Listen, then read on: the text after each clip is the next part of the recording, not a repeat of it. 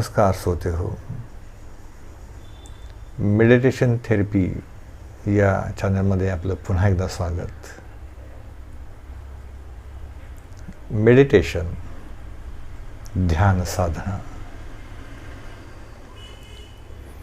ध्यान साधना हा विषय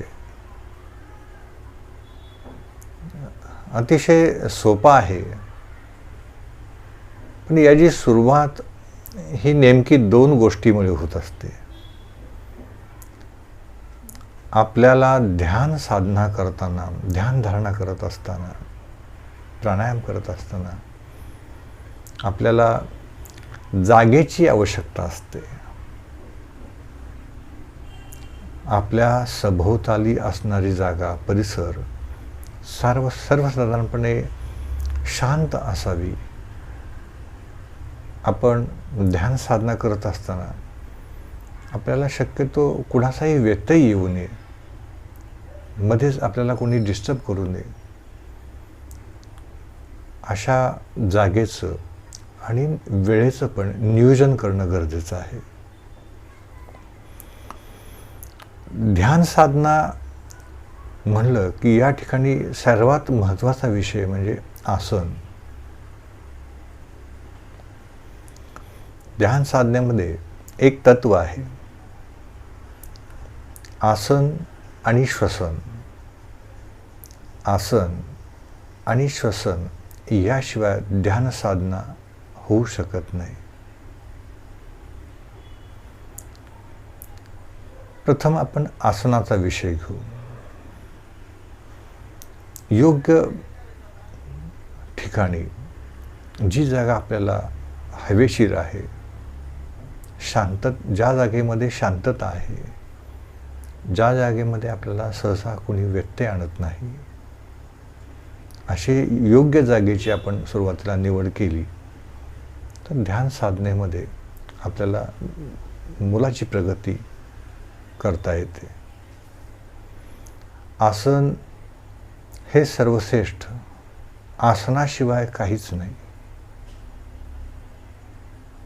आसन असाध्य ते साध्य करण्याच्या गोष्टी आहेत.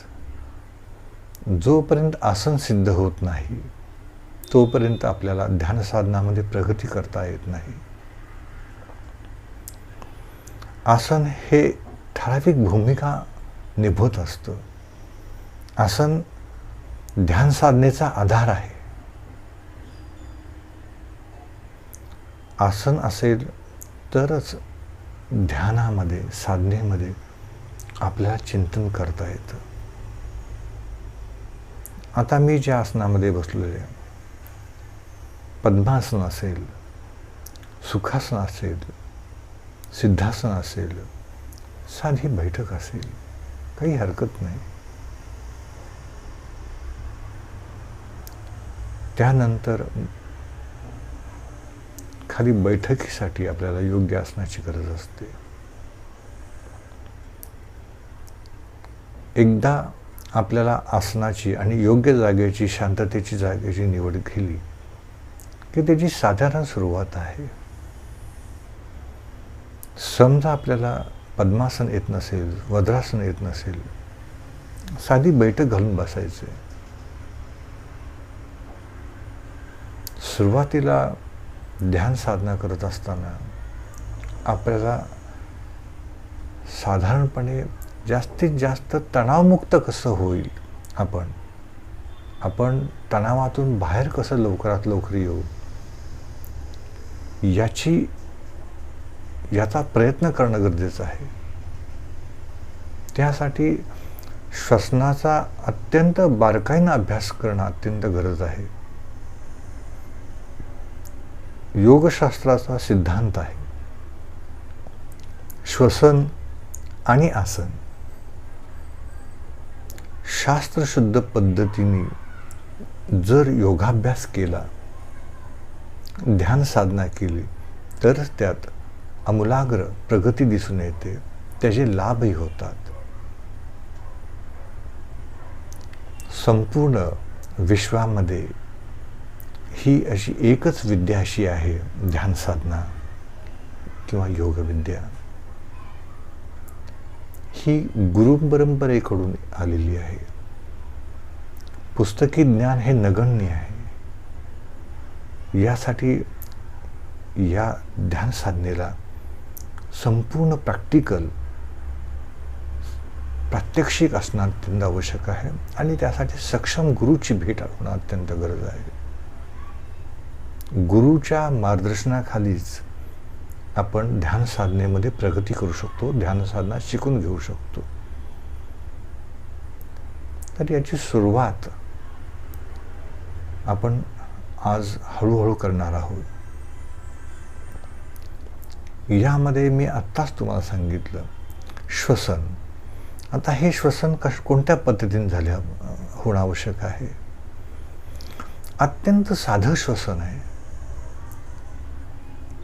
इक्वल ब्रेथिंग, समवृत्ती आपण म्हणतो. साध्या बैठकीत बसायचे, एकदम रिलॅक्समध्ये बसायचे, कसल्याही प्रकारचं टेन्शन, ताण तणाव घ्यायचा नाही. डोक्यात मध्ये आपल्या विचार आले तरी येऊ द्यात, येतील जातील असे काही दिवस चालेल. ध्यान साधनेमध्ये सर्वात गोष्ट महत्त्वाची सातत्य, खंड पडता कामा नये, हे अत्यंत महत्त्वाचं आहे. आता आपण श्वसनाची सुरुवात करू. साध्या बैठकीत आपण बसलेलो आहोत. आपल्याला दीर्घ श्वास घेता आला पाहिजे. तो कसा?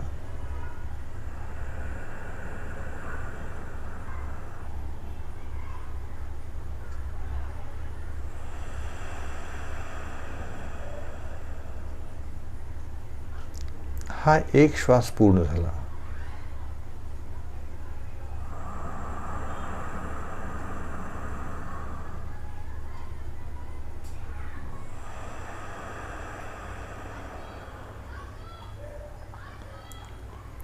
श्वसनाची गती जेवढी मंद असेल, अत्यंत नॉर्मल असेल,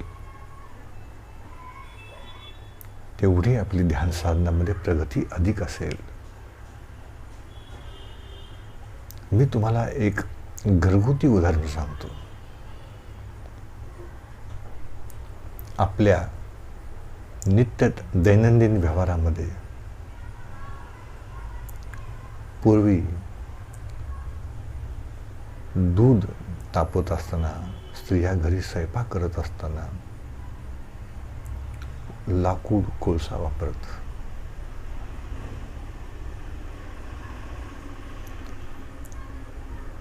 त्या चुलीमध्ये लाकूड घातल्यानंतर त्या अग्नीवरती दूध तापत असे. लाकूड पूर्ण जळून झाल्यानंतर त्या विस्तवावरती ते दूध हळूहळू तापत असे आणि त्या विस्तवावरती ते दूध तापल्यानंतर त्या दुधावरती सुंदर असा साईचा थर येत असतो. अत्यंत जाड असा साईचा थर तयार होतो. दुधापेक्षा दुधाच्या साईमध्ये अधिक सत्व असतं. घरगुती गॅसमध्ये तेच. मंदाग्नीवरती ठेवलेलं दूध सुंदर साय करून तयार देते. साईचं महत्त्व अनन्यसाधारण आहे, शक्तिवर्धक आहे. त्याच पद्धतीने ज्या पद्धतीने तुम्ही श्वसन घ्याल, श्वसन अत्यंत संत गतीनं होणं गरजेचं आहे. जेवढ्या संत गतीनं तुम्ही श्वसनावरती प्रभुत्व मिळवाल, तेवढ्या अधिक पद्धतीने, परिणामकारक रीतीने ध्यान साधनामध्ये तुमची प्रगती दिसून येईल. हा माझा दावा आहे. 100% खात्री आहे माझी. तुम्ही प्रयत्न करून तर बघा.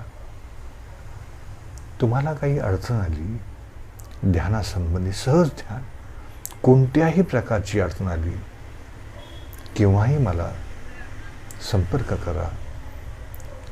कॉमेंट बॉक्समध्ये अभिप्राय नोंदवा. तुमच्या काही शंका असतील त्या सांगा मला, मी त्यांची उत्तर जरूर देईन. आपण पुन्हा एकदा श्वसनाची पद्धत कशी असती ती आपण अवलंबू. मी आपल्यासाठी फक्त डोळे उघडे ठेवतोय. एरबी ध्यान साधनेमध्ये डोळे उघडे ठेवण्याची पद्धत नाही हे आपल्याला माहीत आहे. सहज बसल्यानंतर हे दोन्ही खांदे सैल सोडायचा प्रयत्न करायचा. कुठेही ताकद नाही लावायची. एकदम सैल असे राहतील शरीर. हात दोन्ही सैल राहतील. हात असे ठेवा, असे ठेवा. सुरुवातीला कोणतंही बंधन नाही ठेवायचं. आपण सतत बंधनात राहिलो, ही असंच हवं आहे, ते तसंच हवं आहे, आणि एखादी आपल्या हातून गैरसमजुतीमुळं काही त्रुटी झाली तर आपल्याला वाटतं की आपण हे चुकीचं केलं. असं काही नाही आहे. सर्वात ध्यान साधनेमध्ये महत्त्वाचं काय असेल तर श्वसन. तुम्ही हात कशा पद्धतीने ठेवला, तुम्ही पद्मासनामध्येच का बसला नाही, तुम्ही वज्रासनच का घातलं नाही, अशा अटीशर्तीमध्ये कधीही राहायचं नसतं. आपल्याला बंधनं घातली. योगशास्त्रामध्ये, ध्यान साधनेमध्ये आपण स्वतःला बंधनं घालून ती जर आपण करायला लागलो तर त्यामध्ये आपलं लक्ष अभ्यासाकडे जाण्याच्या ऐवजी आपलं लक्ष इतर गोष्टीकडे जातं. हात हलतोय का, चुकून हात आपला वर गेला, पुन्हा हात काढेल. यामुळं मुख्य जो गाभा आहे ध्यान साधनेचा त्याचा विसर पडतो. या बाकीच्या गोष्टी हळूहळू सवयीप्रमाणे येत जातील, पण सुरुवात ही श्वसनामधूनच झाली पाहिजे. जोपर्यंत तुम्हाला मंद श्वास, नॉर्मल ब्रेथिंग, डीप ब्रेथिंग घेता येणार नाही, त्या श्वसनावर तुम्हाला प्रभुत्व मिळायला येणार नाही, तोपर्यंत ध्यान साधनामध्ये प्रगती खूप कठीण काळ असतो. आपल्याला जर प्रगतीच करायची असेल तर ही श्वसनावरती प्रभुत्व मिळवणं गरजेचं आहे. तर आपण पुन्हा याचा अभ्यास एकदा करू, तुम्हाला दाखवू. सहज आपण ताठ बसलेलो आहोत. आत्ताच सांगितल्याप्रमाणे म्हणजे दोन्ही खांदे सैल आहेत, दोन्ही हात सैल आहेत, पाय दोन्ही सैल ठेवलेत. आत्ता या क्षणी मी तुमच्या समोर शून्य अवस्थेत आहे, विचाररहित आहे माझं मन. चेहऱ्यावर स्माईल आहे. हे सर्वात महत्त्वाचं. आपल्या चेहऱ्यावर सदैव स्माईल असावं. या स्थितीमध्ये डोळे बंद करणं गरजेचं असतं, पण मी उघडे ठेवतोय. दीर्घ श्वास घ्यायचा आहे.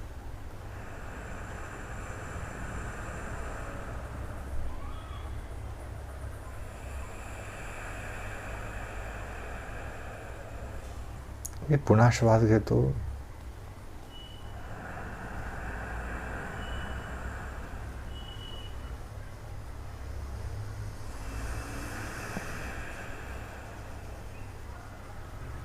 मी पुन्हा श्वास घेतोय. मी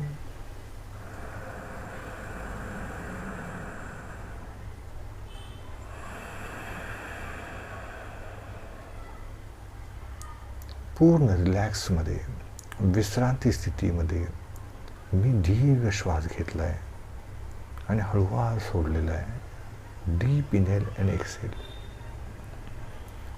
ध्यान साधनेची ही पहिली सुरुवात आहे. तर श्रोते हो, याविषयी अनेक माझी पुढे पुढे माहिती येत राहील.